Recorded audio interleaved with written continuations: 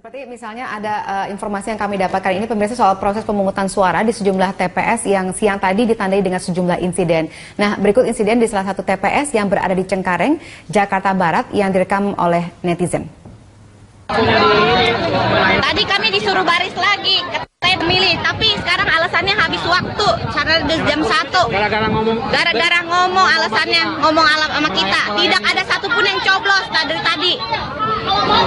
Wah, sengaja ini. Muka-muka kecurangan. Tolong share. Tolong kabarkan Ahok. Tadi udah oke, sekarang bolak-balik muter perkataan. Konyol. Ini juga orang ini semua. Dari jam 10. Surat suaranya yang belum dicoblos tahan. Tahan surat suaranya. Rusakan. Itu bisa lobangin itu. Itu rusakin, kita laporkan. Harus vote ulang. Lobangin. TPS 98 harus vote ulang. Tolong yang bisa lapor, tolong laporkan. TPS 89, TPS RT 7, RT 6 juga tadi kacau semua. Banyak yang dilempar kemari. Tadi waktu jam 11 dilobangin. Iya. TPS 90 juga sama. Cengkareng semua dicurangkan. Ya betul. Kalau mau Pak, kita mau tanya solusinya. Kertas suara ditahan. Alasan banyak macam. Tolong di share biar banyak yang tahu.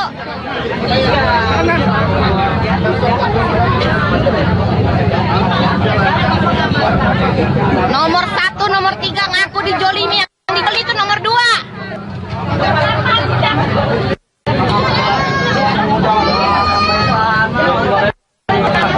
Masalah nih kan. 300 orang. Ya, pemirsa, itu adalah video yang dibuat oleh seorang netizen yang kami dapatkan pada hari ini. Antara karena menggambarkan adanya ketidakbisaan masyarakat di wilayah Cengkareng, Jakarta Barat tersebut untuk bisa memilih. Tapi mungkin itu hanya satu dari sekian banyak kasus, karena kami juga mendapatkan informasi ada beberapa daerah lain juga tidak bisa memilih. Nah, kita kembali lanjutkan dialog kita, pemirsa. Pak Jerry, kalau kita lihat itu tadi kan satu contoh ya. Apakah menurut Anda kemungkinan seperti ini bisa terjadi di banyak tempat? Bisa. Apa yang menyebabkan itu?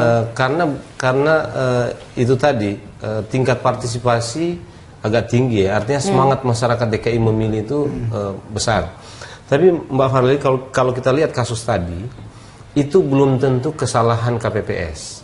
Itu belum tentu kesalahan KPPS ya. Jadi tentu begini, hak pilih orang semestinya harus difasilitasi. Yeah. Tapi pemilu itu kan ada aturannya ya, ada batas-batas tertentu di mana memang menjadi sulit untuk memfasilitasi. Misalnya kalau surat suaranya kurang, gitu ya. Apalagi juga misalnya begini, kalau yang datang banyak di atas jam 12 sampai jam 1 gitu ya, sementara yang lain juga masih ada, bisa jadi seperti tadi ada ibu bilang itu waktunya kurang gitu ya, waktunya selesai jam 1, jam 1 memang TPS harus ditutup. KPPS tidak bisa melewati itu, gitu ya. Jadi tutupnya tentu semua didaftar dulu. Kalau antriannya banyak ya, dia tutup dulu. Semua yang mendaftar sudah oke, baru dilanjutkan pemungutan suaranya sampai semua yang mendaftar itu, semua yang terdaftar selesai. Jadi tutup bukan berarti ini masih ada yang ngantri udah ditutup, enggak. Tapi kalau lihat yang ini kan ketika mereka datang memang TPS-nya sudah ditutup ya. Nah. Inilah kepentingannya kenapa harus mendaftar. Nah, memang sekarang begini, ada gejala yang mulai menguat di kalangan masyarakat. Karena soal-soal administrasi ini agak enggan masyarakat perhatikan ya. Apalagi kan administrasi DPT itu terjadi jauh-jauh hari sebelum hari H. Jadi pikiran orang belum untuk pilkada sudah sedang DPT dilakukan. Jadi ada keengganan untuk memvalidasi datanya. Juga karena orang berpikir kita nggak terdaftar nggak apa-apa, toh bisa pada hari H bisa gunakan KTP. Nah ini kalau banyak orang berpikir begini dan mengambil sikap seperti ini, memang bisa repot pada hari H berkaitan dengan kekurangan surat suara. Dan itu mondar mandir ini. Tadi saya merasa ada problem juga begini. Orang datang ke sini, mereka bilang enggak, bukan di sini. di TPS yang sana. Gitu. Nah orang datang ke sana, di sana juga bilang enggak. Bukan di sini. Di TPS ini. Lagi Jadi lain, ya? bolak-balik habis waktu. Gitu. Jadi ini juga menurut saya harus diantisipasi oleh KPU. Mestinya sejak awal itu sudah ada antisipasi seperti ini. Kalau ada orang misalnya datang menggunakan KTP, itu harus betul diverifikasi dan dijelaskan. Harus ada satu petugas yang memverifikasi ini supaya tidak, ini kan gampang aja kelihatannya. Ketika datang, enggak, jangan di sini, ke sana gitu. Di sana juga begitu gitu. Jadi kemudian pemilihnya menjadi dikorbankan dalam kasus begini ya. Kita nggak tahu apakah surat suara yang ada di TPS yang tadi ini kurang atau kehabisan waktu karena dibimpong sana sini. Ini yang kita nggak tahu ya, karena nggak jelas apanya, nggak ada yang bercerita kan. Memang itu hanya gambaran sedikit dari netizen yang kita dapatkan di media sosial. Bahwa ada kasus seperti itu saya kira ya. Dan itu menjadi pelajaran kita sekarang supaya nanti di putaran kedua semua yang ini kalau tadi tidak sempat menggunakan hak pilihnya ya harus dimutakhirkan. Dia harus mendaftarkan namanya sekarang. Jadi, supaya jelas dia memilih di mana juga. Mungkin masyarakatnya lebih diajak untuk mendaftarkan dirinya masing-masing. Oke, kita akan jeda terlebih dahulu. Pemirsa tetap bersama kami. Pemirsa, 2 orang warga RT 6 RW 4 Cilandak Barat Jakarta Selatan mengamuk lantaran tak dapat menggunakan hak pilihnya di TPS 28 tempat Cagup nomor 3 Anies Baswedan mencoblos pada Rabu siang. Sempat terjadi adu mulut dengan ketua RT setempat, namun akhirnya keduanya tetap tidak dapat mencoblos. Kok perlakuan Anda yang nggak mau ngerti perlakuan. Kami ini cuma tugas berdasarkan sesuai prosedur. Bapak lihat agama saya, Pak. Agama saya Islam. Lillahi ta'ala. Saya Islam, Pak. Dari lahir saya Islam. Ini peraturan. Ini peraturan. Betul. Iya, saya kan cuma minta pertimbangan. Ya, adu mulut 2 warga dengan ketua RT 6 RW 4 Cilandak Barat Jakarta Selatan ini terjadi lantaran tidak diperbolehkan untuk mencoblos meski keduanya telah memiliki surat keterangan pengganti KTP elektronik. Atas insiden itu, warga yang merupakan pasangan suami istri mengaku kecewa dengan kinerja kelurahan. Sementara itu, ketua RT 6 RW 4 Cilandak Barat membantah mempersulit warganya untuk mencoblos. Selain tak tercantum di DPT, gugurnya hak suara mereka lantaran tidak memiliki KTP elektronik dan keduanya hanya menunjukkan surat keterangan pengganti KTP. Kasih jalan. Pak Sarip ya? Ya, Arif. Kasih Mas Sarip. Ya, oke. Nggak mungkin. Kecewa nggak, Mas? Kecewa, sangat kecewa. Terus ini tindakannya nanti gimana? Saya menjadi golput gitu? Udah. Menjadi golput gitu? Ya mau nggak mau saya jadi golput. Saya golput bukan karena kemauan saya, tapi karena sistemnya tidak siap gitu. Dia alasannya bisa milih pakai apa, Pak? Dia ngerasa pernah foto elektrik Di alamat ini? Iya. Tapi tidak bisa menunjukkan atau gimana? Belum. Dia bisa menunjukkan surat ini doang, surat keterangan. Kan terakhir itu dibilang harus ada surat keterangan memilih. Nah, itu terakhir keputusan KPU kan itu. Nah, makanya dia nggak bisa nunjukin itu, ya kita nggak bisa terpaksa. Ya, ini satu lagi contoh kasus betapa mungkin perlu ditertibkan lagi mengenai aturan pemilih ya. Pak Samsudin, ada komentar nggak ini? Ya, saya ingin mengatakan begini, jadi bagaimanapun memilih itu kan hak politik ya. Kalau bisa dimudahkanlah. Nah, saya nggak tahu bagaimana sistem yang membuat itu menjadi lebih mudah gitu. Sehingga ke depan ini sebaiknya diantisipasi. Bukan hanya oleh KPU, tapi juga mungkin pemerintah kita ya. Bagaimana supaya manajemen pemilihan ini lebih mudah bagi pemilih. Nah, contoh yang kita lihat tadi menunjukkan bahwa mungkin si petugas tidak salah, si warga juga tidak salah. Ini kan akibat mekanisme pendataan pemilih yang mungkin tidak memfasilitasi atau belum memfasilitasi esensi kemudahan itu sendiri. Nah, saya nggak tahu bagaimana caranya, tapi yang jelas adalah bahwa mestinya ada identitas seseorang yang memenuhi syarat usia dewasa 17 tahun dan lain sebagainya itu memiliki peluang untuk menggunakan hak pilihnya dimanapun. Tentu kita di sisi lain juga mesti mengantisipasi penyalahgunaannya oleh pihak-pihak yang menyalahgunakan itu. Tapi prinsipnya adalah ke depan bagaimana supaya pemilu, pilkada dan lain sebagainya ini lebih memudahkan bagi pemilih. Dua kasus tadi yang kita lihat melalui layar kaca itu menunjukkan masih ada masalah. Padahal ini Jakarta loh, apalagi di daerah ya? Kita bisa bayangkan situasinya bisa lebih buruk lagi. Baik, Pak Jerry, apakah kita bisa kemudian misalnya lebih merevisi misalnya aturannya sehingga akhirnya tadi lebih memudahkan ataupun malah justru lebih disiplin? Iya, saya kira kalau aturannya sudah cukup mudah. Saya nggak tahu lagi bagaimana membuat dia menjadi lebih mudah ya, karena menggunakan KTP kok bisa sekarang kan gitu. Itu sudah paling mudah sebetulnya. Tapi apa karena terlalu mudah malah mungkin akhirnya ada permasalahan seperti ini gitu? Apa menurut yang saya problemnya kemudian? Kalau kasus yang kedua ini problemnya di RT atau KPPS itu, dia nggak paham aturan. Dan apa ya? Dan ada problem sebenarnya di DKI ini.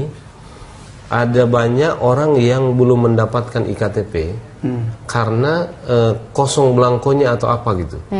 Itu sudah sejak 6 bulan yang lalu kan, gitu. Jadi tapi setahu saya sudah ada edaran KPU, orang bisa menggunakan hak pilihnya dengan surat keterangan dari kelurahan bahwa dia KTP-nya sedang diurus, gitu. KTP-nya sudah berakhir dan iktp-nya sedang diurus.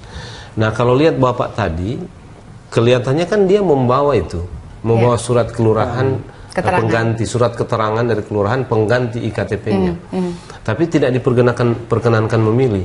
Jadi menurut saya yang kasus tadi ini bukan soal sistemnya, tapi soal orangnya, Prof. Petugasnya nggak paham. Dan tadi kan Pak Marno itu mengemukakan ada satu persoalan, ada banyak petugas yang belum paham betul juga di lapangan bagaimana teknis mengakomodir pemilih seperti ini gitu ya. Jadi saya kira ini sama dengan yang C6 ya.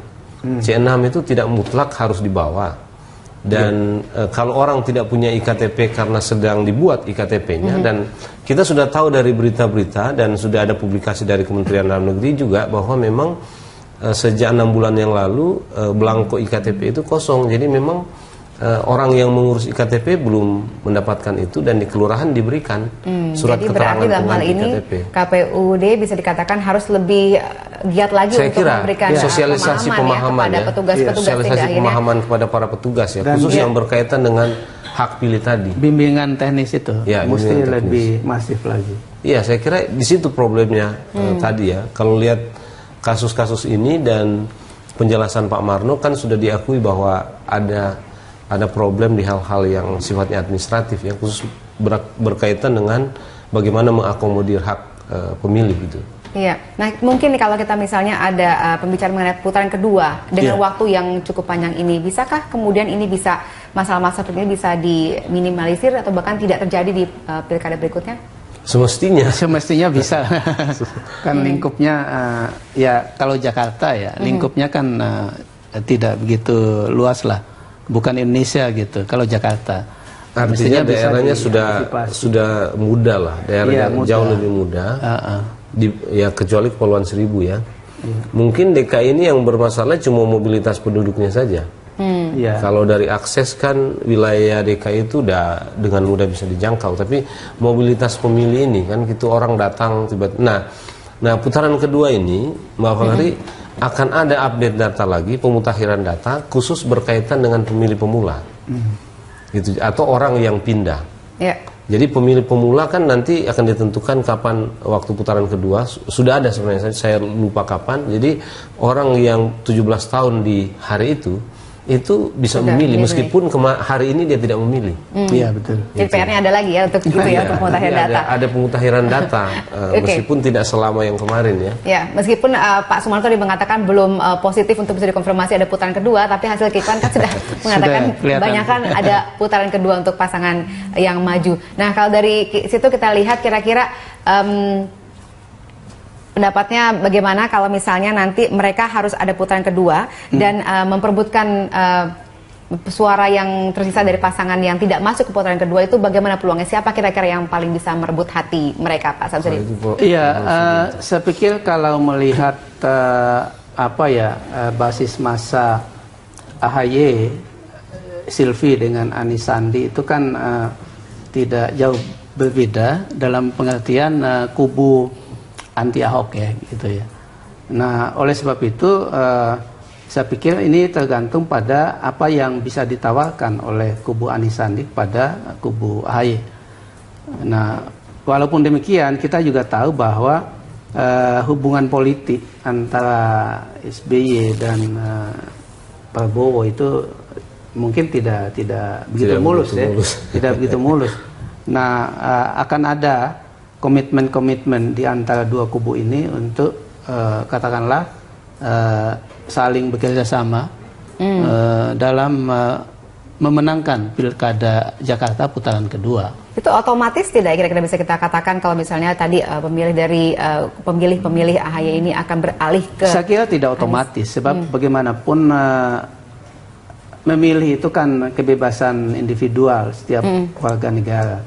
Jadi bisa saja elitnya mengatakan akan bekerja sama untuk mendukung Anies Sandi, tapi pemilih atau masa pendukungnya belum tentu sepenuhnya demikian.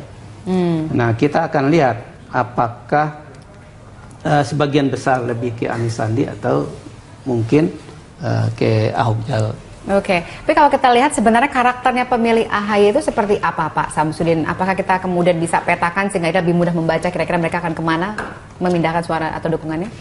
Iya, kalau kita mengikuti ya hasil sejumlah survei yang dilakukan oleh lembaga-lembaga survei, sebetulnya karakter pemilih AHY itu ya tidak begitu jauh berbeda dengan pemilih Anies Sandi.